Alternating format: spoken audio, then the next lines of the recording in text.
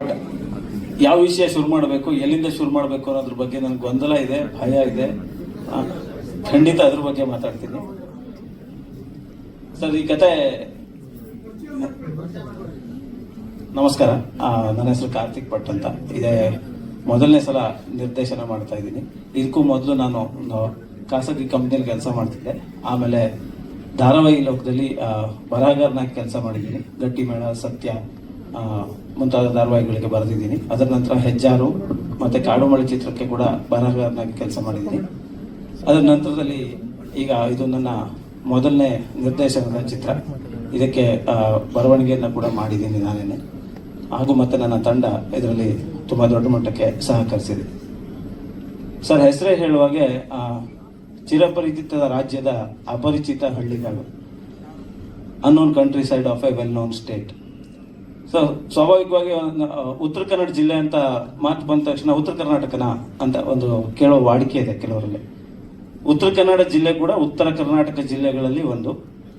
ಅಲ್ಲಿ ಅದೊಂದು ವಿಶೇಷವಾದ ಜಿಲ್ಲೆ ಸರ್. ಮಲೆನಾಡು, ಬಯಲುಸೀಮೆ ಮತ್ತೆ ಕರಾವಳಿ ಮೂರನ್ನು ಹೊಂದಿರುವ ಬಹುಶಃ ದೇಶದ ಏಕೈಕ ಜಿಲ್ಲೆ ಅಂದ್ರೂ ಖಂಡಿತ ತಪ್ಪಾಗಲ್ಲ. ಅಷ್ಟು ವೈವಿಧ್ಯತೆ ಅಲ್ಲಿದೆ. ಸೊ ಅಷ್ಟು ವೈವಿಧ್ಯತೆ ಇರೋದ್ರಿಂದ ಅಷ್ಟು ಕಥೆಗಳು ಕೂಡ ಅಲ್ಲಿದೆ. ಸೊ ಅಂಥ ಒಂದು ಕಥೆಯನ್ನ ಆಯ್ಕೆ ಮಾಡ್ಕೊಂಡಿದ್ದು ತುಂಬಾ ವರ್ಷಗಳ ಹಿಂದೆ, ಆಲ್ಮೋಸ್ಟ್ 4 ವರ್ಷದ ಹಿಂದೆ ನಂಗೆ ಆ ಕತೆ ಎಳೆ ತಲೆಯಲ್ಲಿತ್ತು. ಅದಾದ ನಂತರದಲ್ಲಿ ಅದನ್ನ ಡೆವಲಪ್ ಮಾಡಕ್ಕೆ ಒಂದಷ್ಟು ಸಮಯ ಸಿಕ್ಕಿರ್ಲಿಲ್ಲ. ಅದನ್ನ ನಿಧಾನಕ್ಕೆ ಅದ್ರ ಜೊತೆ ಅದಾಗ್ತಾ ಇತ್ತು. ಆ ಸಂದರ್ಭದಲ್ಲಿ ನಾನು ಏನೇ ಮಾಡೋದಿದ್ರು, ಏನೇ ಕೇಳೋದಿದ್ರು ನನ್ನ ಪರಮಪೂಜ್ಯ ಗುರುಗಳಾದ ಶ್ರೀ ಶ್ರೀ ರಾಮಾನಂದ ಅವಧೂತ ಸ್ವಾಮೀಜಿಗಳಲ್ಲಿ ಅದನ್ನ ಕೇಳ್ಕೊಂಡೇ ಶುರು ಮಾಡೋದು. ಆದ್ರೆ ಇದೊಂದು ವಿಚಾರವನ್ನ ಅವ್ರ ಹತ್ರ ಕೇಳ್ಕೊಳ್ಳೋದಕ್ಕೆ ನನಗಾಗ್ಲೇ ಇಲ್ಲ. ಅವರು ಆ ಕೇಳೋಕ್ಕಿಂತನೂ ಮುಂಚೆ ಅವರು ದೈವಾಧೀನರಾದ್ರು, ಮುಕ್ತರಾದ್ರು. ನನಗದೊಂದು ಹೊರಗೆ ಉಳಿದೋಗಿತ್ತು. ಇದನ್ನ ಹೇಗ್ ಮಾಡೋದು, ಈ ಕತೆ ನನಗೆ ಸಿನಿಮಾ ಆಗಲ್ವಾ, ಅಥವಾ ಸಿನಿಮಾ ನನ್ನ ವಿಷಯ ಅಲ್ವಾ, ಈ ತರದ್ದಾದ ಒಂದಷ್ಟು ಭಯ ನನ್ನಲ್ಲಿತ್ತು. ಸೊ ಆದ್ರೂ ಮನ್ಸಿಗೆ ಅನ್ಸಿದ್ದು ಅವ್ರ ಹತ್ರ ನನ್ನ ಮನ್ಸಲ್ಲಿ ಹೇಳ್ಕೊಂಡ್ರು ಅದು ತಲುಪುತ್ತೆ ಅಂತ. ಅದೇ ತರ ಹೋಗಿ ಅಲ್ಲಿ ನಮಸ್ಕಾರ ಮಾಡಿ ಬೆಂಗಳೂರಿಗೆ ಬಂದು 3 ದಿವಸದೊಳಗೆ ಅನಂತಮೂರ್ತಿ ಹೆಗ್ಡೆ ಅವ್ರು, ನಾನು ಒಂದು ಪ್ರೊಡಕ್ಷನ್ ಹೌಸ್ ಮಾಡಿದ್ದೀನಿ, ಕತೆ ಇದ್ರೆ ತಗೊಂಡ್ ಬಾ ಅಂತ ಹೇಳ್ತಾರೆ. ನನಗೆ ಅಲ್ಲಿಂದ ಪವಾಡಗಳ ಸಾಲು ಶುರುವಾಗುತ್ತೆ ಅಂತ ಭಾಸ ಆಯ್ತು. ಯಾಕೆಂದ್ರೆ ಅದು ನನ್ನ ಗುರುಗಳ ಆಶೀರ್ವಾದನೆ.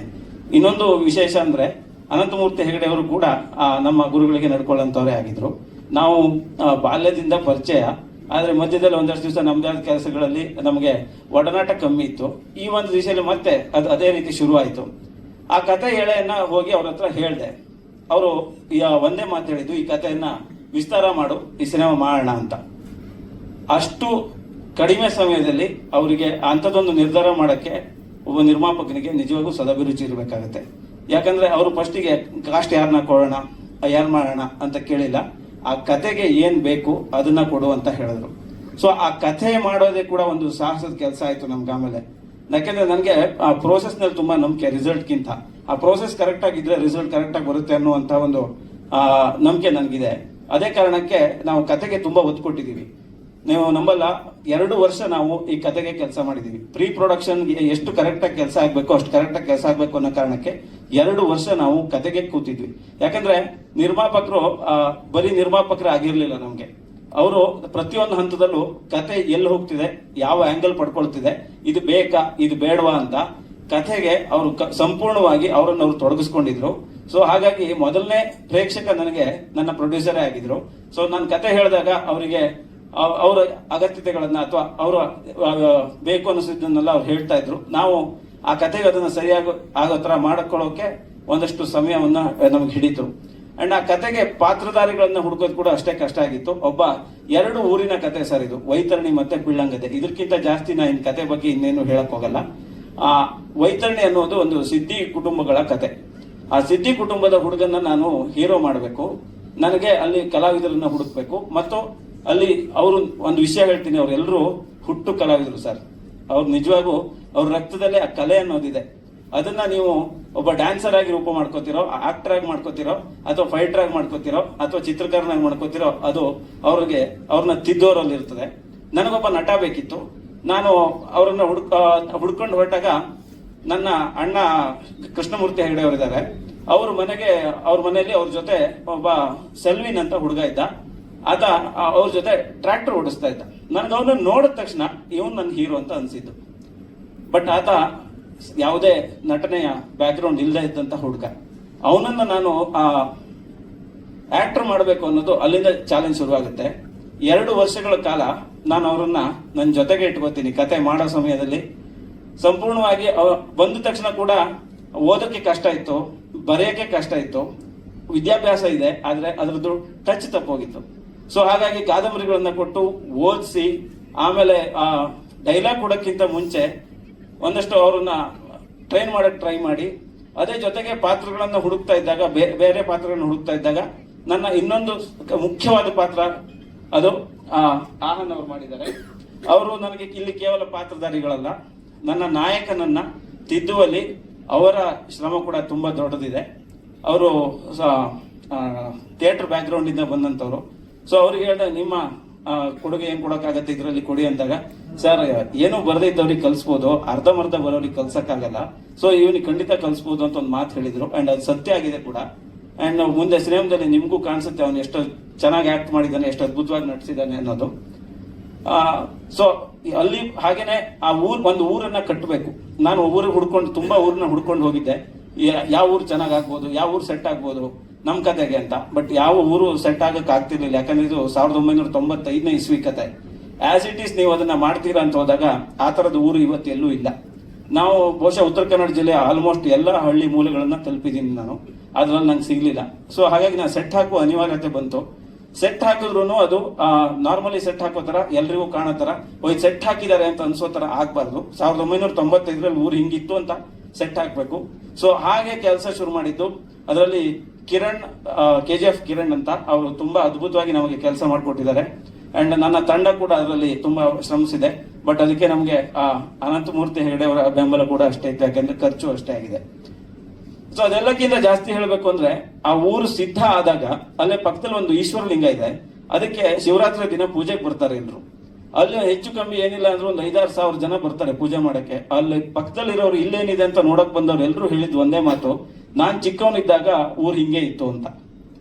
ಸೊ ನನಗೆ ಅದು ಮೊದಲನೇ ಧೈರ್ಯ. ಊರ್ ಹಿಂಗೆ ಇತ್ತು ಅಂದ್ರೆ ಅದ್ ನೋಡಕ್ ನಿಜವಾಗಿ ಕಾಣ್ತಾ ಇದೆ ಅನ್ನೋಂತ ಧೈರ್ಯ ನನಗ್ ಬಂತು. ಸೊ ಆ ಊರಿಗೆ ಸಂಬಂಧಪಟ್ಟಂಗೆ ಏನೇನ್ ಶೂಟಿಂಗ್ ಇತ್ತು, ಏನೇನ್ ಬೇಕಿತ್ತು ಎಲ್ಲದನ್ನು ನಾವೀಗ ಚಿತ್ರೀಕರಣ ಮುಗಿಸಿದೀವಿ. ಅಲ್ಲಿ ಒಂದು 45 ದಿನಗಳ ಕಾಲ ಮೊದಲನೇ ಶೆಡ್ಯೂಲ್ ಚಿತ್ರೀಕರಣ ಮುಗಿಸಿದೀವಿ. ಇನ್ನು ತುಂಬಾ ದಿನಗಳ ಕಾಲ ಚಿತ್ರೀಕರಣ ಮಾಡ್ಲಿಕ್ಕಿದೆ. ಇದಕ್ಕೂ ಮುಂಚೆ ಈಗ ಏನ್ ನಮ್ಮ ಚಿತ್ರದ ಬಗ್ಗೆ, ನಮ್ಮ ಚಿತ್ರವನ್ನ ಮುಂದಿನ ಹಂತಗಳಲ್ಲಿ ಹೇಳ್ಕೊಳ್ಳೋದ್ರ ಬಗ್ಗೆ ಜನಕ್ಕೆ ತಿಳಿಸೋಣ ಅನ್ನೋ ಕಾರಣಕ್ಕೆ ಈಗ ಟೈಟಲ್ ಟೀಸರ್ ರಿಲೀಸ್ ಮಾಡಿದೀವಿ. ಇದನ್ನ ಎಷ್ಟು ಜನಕ್ಕೆ ತಲುಪಿಸ್ಲಿಕ್ಕಾಗುತ್ತೆ ಅಷ್ಟು ಜನಕ್ಕೆ ತಲುಪಿದಾಗ ಮಾತ್ರ ಅದಕ್ಕೊಂದು ಸಾರ್ಥಕತೆ ಬರೋದು. ಆ ಸಾರ್ಥಕತೆಯ ಬೆನ್ನೆಲುಬು ನೀವು ಅಂತ ನಾನು ನಂಬಿದ್ದೀನಿ. ನಮ್ದು ಹೊಸ ತಂಡ, ಆದ್ರೆ ನಾವು ತುಂಬಾ ಆತ್ಮವಿಶ್ವಾಸದಿಂದ ಈ ಚಿತ್ರ ಮಾಡಿದೀವಿ. ನಮ್ಗೆ ಇದರಲ್ಲಿ ಯಾವುದೇ ಲೋ ಬಜೆಟ್ ಆಗ್ಲಿ ಅಥವಾ ಕಮ್ಮಿ ಆ ತರದ್ದು ಏನೂ ಇಲ್ಲ. ಚಿತ್ರಕ್ಕೆ ಏನ್ ಬೇಕೋ ಎಲ್ಲದನ್ನು ಸರಿಯಾಗಿ ಕೊಟ್ಟಿದೀವಿ. ಸೊ ಹಾಗಾಗಿ ಚಿತ್ರ ನಿಮಗೆ ಚಂದ ಕಾಣಿಸುತ್ತೆ. ಹಳಿಯಾಳ್ ತಾಲೂಕು ಗಾಡಿಗೆರೆ ಗ್ರಾಮ. ನಾನು ಅಲ್ಲಿಂದ ಬೆಂಗಳೂರಿಗೆ ಬಂದಿದ್ದೆ. ಏನೋ ಫಿಲ್ಮ್ ಮಾಡ್ಬೇಕಂತ ಬಂದೆ. ಅಂದ್ರೆ ನಂಗೆ ಇಷ್ಟ ಆಗಿತ್ತು ತುಂಬಾ. ಈ ಸಿನಿಮಾದಲ್ಲಿ ಏನೋ ಆಕ್ಟ್ ಮಾಡ್ಬೇಕು, ನಾನು ತುಂಬಾ ಕಲಿಬೇಕು, ತುಂಬಾ ಮುಂದೆ ಹೋಗ್ಬೇಕಂತ ಬಂದೆ. ನಿಮ್ಮ ಪ್ರೋತ್ಸಾಹದಿಂದ ನಾನು ಇಲ್ಲಿ ಇವತ್ತು ಸ್ಟೇಜ್ ಮೇಲೆ ಕುಂತಿದ್ದೆ. ಧನ್ಯವಾದಗಳು. ಹಾ ಹೌದು, ಮಂಚಿಗೆರೆ ಅವರವರು.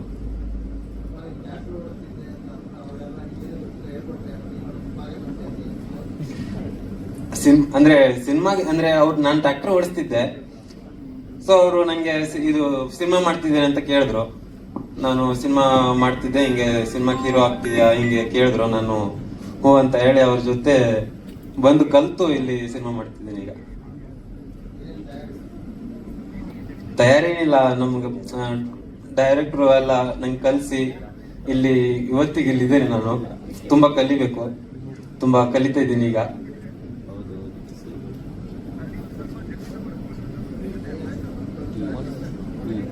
ಖುಷಿ ಅನಿಸ್ತಾ ಇದೆ, ತುಂಬಾ ಖುಷಿ ಅನಿಸ್ತಾ ಇದೆ. ಏನೋ ಮಾಡ್ತಿದ್ದೇನೆ, ಸಿನಿಮಾ ಮಾಡ್ತಿದ್ದೇನೆ ಅಂತ. Thank you. ಮೊದಲ ಸ್ಟೇಜ್ ಅಂತೀರಾ, ಇನ್ನು ಹೆಚ್ಚು ಸ್ಟೇಜ್ ನಿಮ್ಗೆ ಸಿಗ್ಲಿ ಈ ರೀತಿಯಾಗಿ. Thank you so much. Ahan Gowda. ನಮಸ್ಕಾರ, ನನ್ನ ಹೆಸರು ಆಹನ್. ನಾನು ಈ ಮೊದಲು BTS ಅನ್ನೋ ಸಿನಿಮಾ ಮಾಡಿದ್ದೆ. ಅದರಲ್ಲಿ ಅದು ಆಂಥಾಲಜಿ ಫಿಲಮ್, ಅದ್ರಲ್ಲಿ ಒಂದು ನಾನು ಲೀಡ್ ಮಾಡಿದ್ದೆ, ನಾನು ಮತ್ತೆ ಜಹಾಂಗೀರ್ ಸರ್. ತುಂಬಾ ಖುಷಿ ಆಗುತ್ತೆ ದೇವಸಸ್ಯದ್ದು ಒಂದು ಭಾಗ ಆಗಿರೋದಕ್ಕೆ. ನನಗೆ ಕಾರ್ತಿಕ್ ಸರ್ ಈ ಕತೆ ಎಲ್ಲ ಹೇಳಿದಾಗ ಆಲ್ಮೋಸ್ಟ್ 2 years ಜರ್ನಿ. 2 ವರ್ಷ ಇವ್ರ ಜೊತೆ ಜರ್ನಿ ಮಾಡ್ತಾ ಅವಾಗ ಹೋಗಿ ಕತೆ ಕೇಳಿ ಆ 2 ವರ್ಷದಲ್ಲಿ ಮೊದಲನೇ ಸರಿ ನನ್ನ ಕತೆ ಕೇಳಿದ್ಕಿಂತ ಕೊನೆ ಸರಿ ತುಂಬಾ ಡಿಫ್ರೆನ್ಸ್ ಆಗಿತ್ತು. ಅಷ್ಟು ಡಿಸ್ಕಸ್ ಮಾಡಿ ಅಷ್ಟು ಅದಕ್ಕೆ ಟೈಮ್ ಸ್ಪೆಂಡ್ ಮಾಡಿ ಅಷ್ಟು ಚೆನ್ನಾಗಿ ಮಾಡಿದ್ರು ಕತೆನ. ಆಲ್ಮೋಸ್ಟ್ 30 ಡೇಸ್ ಕಂಪ್ಲೀಟ್ ಆಗಿದೆ ಶೂಟು. ತುಂಬಾ ಖುಷಿ ಆಗುತ್ತೆ. ನಾನು ಈ ದೇವಸಸ್ಯ ಅನ್ನೋ ಚಿತ್ರದಲ್ಲಿ ಕುರ್ಮುಷ್ಟ ಅನ್ನೋ ಕ್ಯಾರೆಕ್ಟರ್ ಮಾಡಿದ್ದೀನಿ. ಒಂದು ಗ್ರೇ ಕ್ಯಾರೆಕ್ಟರು.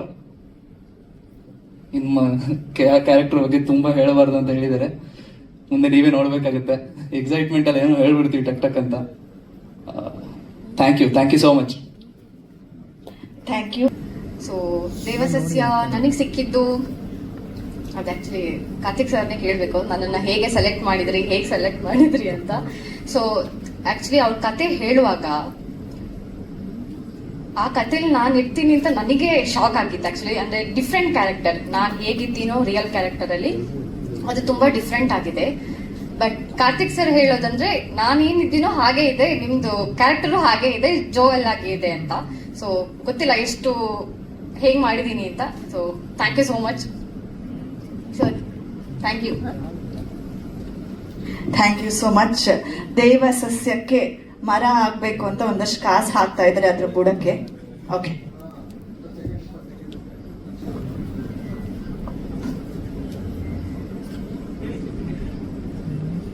ಓಕೆ. ನಂದು ಕ್ಯಾರೆಕ್ಟರ್ ಹೆಸರು Matangi. So I am the heroine.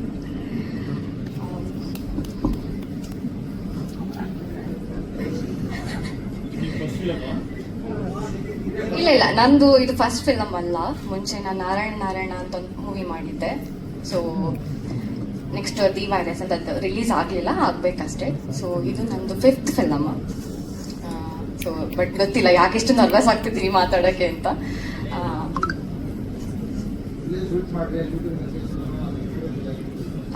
Shooting location ತುಂಬಾನೇ ಚೆನ್ನಾಗಿದೆ.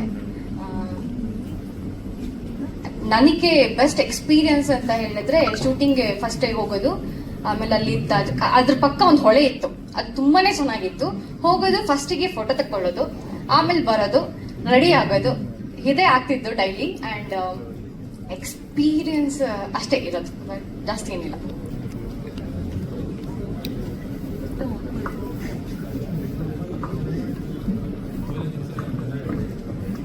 Thank you so much.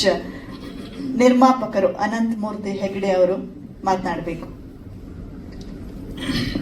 ಎಲ್ಲರಿಗೂ ನಮಸ್ಕಾರ. ವಿಶೇಷವಾಗಿ ನಮ್ಮ ದೇವಸಸ್ಯ ಚಿತ್ರದ ಟೈಟಲ್ ಟೀಸರ್ ಲಾಂಚ್ ಕಾರ್ಯಕ್ರಮದ ಈ ಒಂದು ಶುಭ ಸಂದರ್ಭಕ್ಕೆ ವರದಿ ಮಾಡಲಿಕ್ಕೆ ಬಂದಂತಹ ಎಲ್ಲ ಪತ್ರಕರ್ತ ಮಿತ್ರರೇ ನಮಸ್ಕಾರಗಳು. ನಮ್ಮ ಕರ್ನಾಟಕದ ಆಸ್ತಿಯಾದಂತಹ ಶ್ರೀನಿವಾಸ ಮೂರ್ತಿಯವರ ಮಗ ನವೀನ್ ಕೃಷ್ಣ ಬಂದಿದ್ದಾರೆ, ಅವರಿಗೂ ಕೂಡ ನಮಸ್ಕಾರ. ನಮ್ಮ ಆತ್ಮೀಯ ಸ್ನೇಹಿತರು, ಹಲವಾರು ಚಿತ್ರದಲ್ಲಿ ಪಾತ್ರ ಮಾಡಿದಂತಹ, ಫೇಸ್ಬುಕ್ಕಲ್ಲಿ ಬಹಳ ಆಕ್ಟಿವ್ ಇರುವಂತಹ ಅಜಿತ್ ಬೊಗ್ನಳ್ಳಿ ಬಂದಿದ್ದಾರೆ, ಅವರಿಗೂ ಕೂಡ ನಮಸ್ಕಾರ. ಹಾಗೆ ಈಗಾಗಲೇ 3 ಚಿತ್ರಗಳನ್ನು ಮಾಡಿದಂತಹ ಹೀರೋ ಕಮ್ ಡೈರೆಕ್ಟರ್ ರಾಜೇಶ್ ಧ್ರುವ ಇದ್ದಾರೆ, ಅವರಿಗೂ ಕೂಡ ನಮಸ್ಕಾರ. ಈಗ ಹಾಗೆ ಈ ಒಂದು ವಿಶೇಷವಾದ ಕಾರ್ಯಕ್ರಮಕ್ಕೆ ಸಾಕ್ಷಿಯಾದಂಥ ಎಲ್ಲರಿಗೂ ಕೂಡ ನಮಸ್ಕಾರ ಹೇಳ್ತಾ ಇದ್ದೇನೆ. ನನ್ನ ಬಗ್ಗೆ ಹೇಳಬೇಕು ಅಂತಂದ್ರೆ, ನನ್ನ ಹೆಸರು ಅನಂತ್ ಮೂರ್ತಿ ಹೆಗಡೆ ಅಂತೇಳಿ. ನಾನು ಒಬ್ಬ ಪತ್ರಕರ್ತ. ಸಿರ್ಸೆ ನನ್ನೊಂದು ವಿಶ್ವಂಬರ ಟಿವಿ ಅಂತಿದೆ, ಮತ್ತೆ ವಾರಪತ್ರಿಕೆ ಇದೆ, ಮತ್ತೆ ಲ್ಯಾಂಡ್ ಡೆವಲಪರ್ ಕೂಡ. ದುಡ್ಡು ಬೇಕಲ್ಲ, ದುಡ್ಡು ಇರೋದಕ್ಕೆ ಪಿಕ್ಚರ್ ಮಾಡಿರೋದು. ಸೊ ನನ್ನ ಬಗ್ಗೆ ನಾನು ಹೇಳಿದ್ದೇನೆ. ಊರು ಸಿರ್ಸಿ. ಮೊದಲು ಚಿಕ್ಕ ವಯಸ್ಸಲ್ಲಿ ನಾವು ತುಂಬಾ ಪಿಕ್ಚರ್ ನೋಡ್ತಾ ಇದ್ವಿ. ನಾನು ಜನ್ಮ ಜೋಡಿ ಪಿಕ್ಚರ್ ಅನ್ನ 7 ಸಲ ನೋಡಿದ್ದೇನೆ, 7ನೇ ಕ್ಲಾಸಲ್ಲಿ 7 ಸಲ. ಅಷ್ಟು ಹುಚ್ಚಾಗಿತ್ತು ಪಿಕ್ಚರ್ ಅಂದ್ರೆ, ಏನೋ ಅಂತ ಹುಚ್ಚು. ನನಗೆ ಅವಾಗ ಹೀರೋ ಆಗಬೇಕು ಅಂತ ಅವಕಾಶ ಅಂದರೆ ಆಸೆ ಇತ್ತು. ಹೀರೋ ಆಗ್ಲಿಕ್ಕೆ ಆಗಿಲ್ಲ, ನನಗೆ ಪಾತ್ರ ಮಾಡ್ಲಿಕ್ಕೆ ಬರಲಿಲ್ಲ, ಅವಕಾಶ ಸಿಕ್ಕಿಲ್ಲ, ಜೀವನ ಜಂಜಾಟ ಹೀಗೆಲ್ಲ ಆಗಿ ನಾನು ಬೆಂಗಳೂರಿನ ಇನ್ಫ್ಯಾಕ್ಟ್ ನಾನು ದೇವಸ್ಥಾನದಲ್ಲಿ ಪೂಜಾರಿ ಆಗಿದ್ದೆ. ನಮ್ಮ ದೇವಸ್ಥಾನದವರು ಕೂಡ ಕಮಿಟಿ ಮೆಂಬರ್ಸ್ ಕೂಡ ಬಂದಿದ್ದಾರೆ. ನಮಗೆ ಒಂದು ಅನ್ನ ಕೊಟ್ಟಂತಹ, ದೇವರ ಸೇವೆ ಮಾಡಲಿಕ್ಕೆ ಅವಕಾಶ ಕೊಟ್ಟಂತಹ ಕಮಿಟಿ ಮೆಂಬರ್ ನಮ್ಮ ಮಂಜು ಅವರಿರಲಿ, ಸೀನಪ್ಪ ಅವರಿರಲಿ, ಶ್ರೀನಿವಾಸ್ ಅವರು ಎಲ್ಲರೂ ಕೂಡ ಬಂದಿದ್ದಾರೆ ಇವತ್ತಿನ ದಿವಸ. ದೇವಸ್ಥಾನದಲ್ಲಿ ಹಲವಾರು ವರ್ಷಗಳ ಕಾಲ ನಾನು ಅರ್ಚಕನಾಗಿ ಕೆಲಸ ಮಾಡ್ತಾ ಇದ್ದೆ. ಯಾಕೆಂದ್ರೆ ನಮ್ಮ ಊರು ಉತ್ತರ ಕನ್ನಡ ಜಿಲ್ಲೆ. ಬಹುಶಃ ಉತ್ತರ ಕನ್ನಡ ಜಿಲ್ಲೆ ಅಂದ್ರೆ ಅದೊಂದು ರೀತಿಯ ಭೂಲೋಕ ಸ್ವರ್ಗ ಇದ್ದ ಹಾಗೆ. ಕಾರ್ತಿಕ್ ಅವರು ಹೇಳಿದ್ರು, ಬಯಲ್ಸೀಮೆ ಇರುವಂಥದ್ದು, ಕರಾವಳಿ ಇರುವಂಥದ್ದು, ಗುಡ್ಡಗಾಡು ಇರುವಂಥದ್ದು ಎಲ್ಲ ಸೇರಿರುವಂತಹ ಒಂದು ವಿಶೇಷವಾದಂತಹ ಒಂದು ಜಿಲ್ಲೆ. ಬಹಳ ಬಡತನ ನಮ್ಮೂರ ಕಡೆ ಎಲ್ಲ. ಓದೋದೇ ಕಷ್ಟ, ಬದುಕೋದೇ ಕಷ್ಟ, ಜೀವನ ಮಾಡೋದೇ ಕಷ್ಟ, ಶಾಲೆ ಹೋಗೋದು ಕಷ್ಟ. ನಮ್ಮ ಅಣ್ಣ ಇದ್ದಾರೆ. ನಮ್ಮ ಅಣ್ಣವರು ಕೂಡ ಒಂದು ಹೋಟೆಲಲ್ಲಿ 1,000 ರೂಪಾಯಿ ಮೊದಲು 500 ರೂಪಾಯಿ ಮ್ಯಾನೇಜರ್ ಕೆಲಸ ಮಾಡ್ತಾ ಇದ್ರು. ಏನೇನೋ ಜೀವನ ಮಾಡ್ಕೊಂಡು ಹೋಗೋದೇ ಕಷ್ಟ.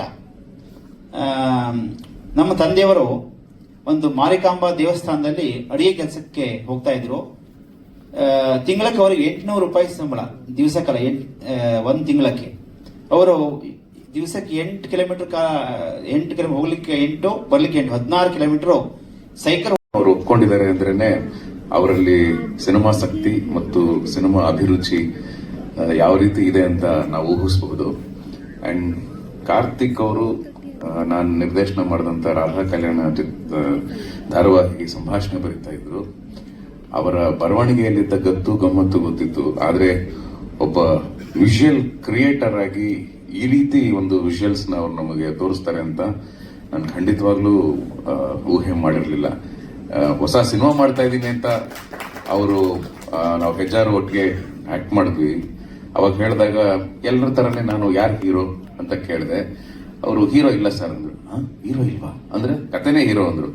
ಓಹೋ, ಅಂದ್ರೆ ಅವರಲ್ಲಿ ಆ ಕಥೆಯ ಬಗ್ಗೆ ಅಂಡ್ ಹೊಸ ತರದಲ್ಲಿ ಏನಾದ್ರೂ ಜನಗಳಿಗೆ ಕೊಡಬೇಕು, ತಮ್ಮನ್ನ ತಾವು ಒಬ್ಬ ಸಂಭಾಷಣೆಕಾರನಾಗಿ ಹೇಗೆ ಗುರುತಿಸ್ಕೊಂಡಿದ್ದಾರೋ ಅಷ್ಟೇ ಒಂದು ಪ್ರಭಾವಿ ನಿರ್ದೇಶಕರಾಗಿ ಗುರುತಿಸ್ಕೋಬೇಕು ಅನ್ನೋ ಒಂದು ಹುಮ್ಮಸ್ಸು ಅಂಡ್ ಅವರಲ್ಲಿರುವಂತಹ ಒಂದು ಟ್ಯಾಲೆಂಟು ಅದು ನನಗೆ ಕಾಣಿಸ್ತು. ಅದು ಇವತ್ತು ಪ್ರೂವ್ ಆಯ್ತು. ಯಾಕಂದ್ರೆ ನಿಜವಾಗ್ಲೂ ನಾವು ಈ ಕಂಪೇರ್ ಮಾಡಬಾರ್ದು. ಅಪಕ್ಯಾಲಿಪ್ಟೋ ಅಂತೆಲ್ಲ ಸಿನಿಮಾಗಳು ನೋಡಿದಾಗ ನಮ್ಮಲ್ಲಿ ಈ ತರ ಬರಲ್ವಾ ಅನ್ನೋ ಒಂದು ಪ್ರಶ್ನೆಗಳು ಕಾಡ್ತಾ ಇರುತ್ತೆ. ಇವತ್ತು ಈ ಒಂದು ಟೀಸರ್ ನೋಡಿದ್ಮೇಲೆ ಖಂಡಿತವಾಗ್ಲೂ ಆ ಒಂದು ಏನೋ ಸ್ಟೇಜ್ ನ ರೀಚ್ ಮಾಡುವ ಕೆಪಾಸಿಟಿ ಇದೆ ಈ ಸಿನಿಮಾಗೆ ಅಂತ ನನಗೆ ಅನ್ನಿಸ್ತಾ ಇದೆ. ಅಷ್ಟೇ ದೊಡ್ಡ ಮಟ್ಟಿಗೆ ಇವರು ಎಷ್ಟು ವಿಶ್ವಾಸವಾಗಿ ಇದಾರೋ ಅವರ ವಿಶ್ವಾಸಕ್ಕೆ ಅನುಗುಣವಾಗಿ ನಮ್ಮ ಜನತೆಯನ್ನು ನೋಡಿ ಅಕ್ಕಪಕ್ಕದ ಎಲ್ಲಾ ಭಾಷೆಯಲ್ಲೂ ರಿಲೀಸ್ ಆಗ್ತಾ ಇದೆ. ಅವರೆಲ್ಲರೂ ನೋಡಿ ಇಡೀ ದೇಶದಾದ್ಯಂತ, ಪ್ರಪಂಚದಾದ್ಯಂತ ಇದು ತುಂಬಾ ದೊಡ್ಡ ಮಟ್ಟದಲ್ಲಿ ಹೆಸರು ಮಾಡಲಿ ಅಂತ ನಾನು ಮನಸ್ಫೂರ್ತಿಯಾಗಿ ಹಾರೈಸ್ತೀನಿ. ಇದರಲ್ಲಿ ಕೆಲಸ ಮಾಡಿರುವಂತಹ ನಾಯಕರಿಗೆ, ಎಲ್ಲ ಕಲಾವಿದರು, ತಂತ್ರಜ್ಞರಿಗೆ, ಇದರ ಹಿಂದೆ ಇದು 2-3 ಶಾಟ್ ಆಗಿರಬಹುದು, ಆದ್ರೆ ಅದರ ಹಿಂದಿನ ಶ್ರಮ ಪ್ರತಿಯೊಂದು ಶಾಟ್ ಅಲ್ಲೂ ಒಂದು ಸಣ್ಣ ಲೆಗ್ ನೀರಲ್ಲಿ ಇಡುವಂತಹ ಶಾರ್ಟ್ ಅಲ್ಲೂ ಅವ್ರಿಗೆ ಅದನ್ನ ಎಷ್ಟು ಅದು ಇಂಪ್ಯಾಕ್ಟ್ ಕ್ರಿಯೇಟ್ ಆಗಬೇಕು ಅನ್ನೋ ರೀತಿಯಲ್ಲಿ ಅವ್ರು ಮಾಡಿದ್ದಾರೆ ಅಂದ್ರೆ ಅದ್ರ ಹಿಂದೆ ಎಷ್ಟು ಶ್ರಮ ಇದೆ ಅಂತ ಗೊತ್ತಾಗುತ್ತೆ. ಬರೀ ಒಂದು ಟೀಸರ್ ಅಲ್ಲೇ ಇಷ್ಟು ರೈನ್ ಎಫೆಕ್ಟ್ ಆಗಲಿ, ಇನ್ನೊಂದು ಮತ್ತೊಂದು, ಆ ಲೊಕೇಶನ್ ಅದನ್ನ ಲೊಕೇಶನ್ ಹುಡುಕಿರುವ ರೀತಿ, ಎಲ್ಲದರ ಹಿಂದೆಯೂ ಶ್ರಮ ಎದ್ದು ಕಾಣ್ತಾ ಇದೆ. ಆ ಶ್ರಮಕ್ಕೆ ತಕ್ಕ ಪ್ರತಿಫಲ ಸಿಗ್ಲಿ ಅಂತ ನಾನು ಮನಸ್ಫೂರ್ತಿಯಾಗಿ ಹಾರೈಸ್ತೀನಿ. ದೇವರು, ಇವರು ನಂಬಿರುವಂತಹ ಅವಧೂತ ಸ್ವಾಮೀಜಿಗಳು ಎಲ್ಲರೂ ಇವರಿಗೆ ಬಹಳಷ್ಟು ಒಳ್ಳೇದು ಮಾಡಲಿ ಅಂತ ನಾನು ಮನಸ್ಫೂರ್ತಿಯಾಗಿ ಹಾರೈಸ್ತೀನಿ. ನಮಸ್ಕಾರ. Thank you sir.